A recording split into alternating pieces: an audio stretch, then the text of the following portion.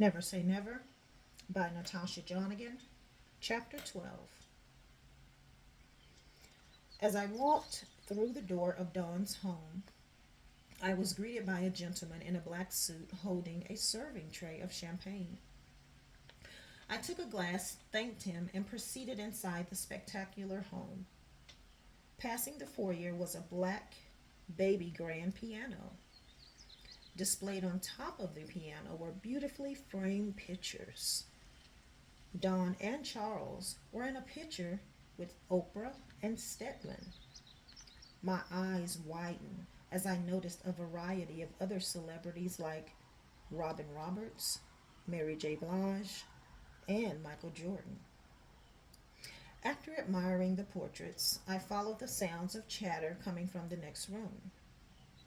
The room was huge. The ceilings were painted like Caesar's Palace in Vegas. In every corner was a piece of refined art. The furniture was elegantly tasteful with an antique flair. Everyone arrived except Octavia, so we just stood around making small talk and drinking champagne. Charles and I got on the subject of sports. I loved the game of football and could maintain any conversation regarding it. Things were beginning to feel strange as I could feel the way Charles was looking at me. Although we were discussing the Houston Texans, I noticed his eyes moved to and from my chest. Octavia walked in with her bubbly and loud personality. She was always the life of the office. Now we could begin the dinner. I contemplated the news Dawn wanted to share. Apparently, it was something spectacular because she planned such an elaborate dinner. The table was set beautifully. The centerpiece consisted of a floral arrangement with orange, teal, and yellow flowers matching the teal green and orange tablecloth.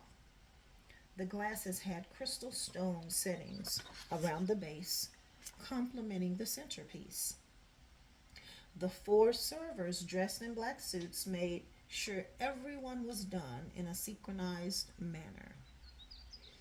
With Kevin being a part of my life, I was becoming accustomed to the finer things. However, this was indeed the cream of the crop luxury. Dawn stood and barely tapped her glass with her spoon to focus our attention. All eyes were on her at this point. There are a few things I'd like to share with you all. You know, I love all of you. You're like my extended family, and sharing this with my sweethearts is very special to me. Charles? No, baby, go ahead. Well, family, we're pregnant, 3 months to be exact. We were all surprised and happy for Dawn and Charles. We sat there smiling from ear to ear. This was their first child together because Charles had an 8-year-old son from a previous relationship. Octavia stood up to give a toast. We all raised our glasses in honor of a new life they were expecting. Thank you so much. You all don't know how elated I am right now. But that's not all. We were also awarded the grant that we applied for, and everyone is getting a bonus. Everyone's eyes widen and joy spreading around the room. Our first retreat is completely paid for. We can now select 20 women to sponsor for a free, no expense rejuvenation weekend.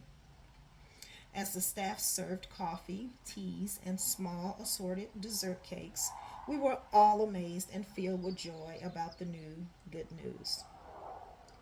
Charles' eyes kept taking my attention away from the moment. Each time our eyes locked, I felt uncomfortable. After dessert, we all sat around the table exchanging words of joy and excitement. I couldn't take the looks from Charles any longer and made up an excuse to leave. I was exhausted anyway.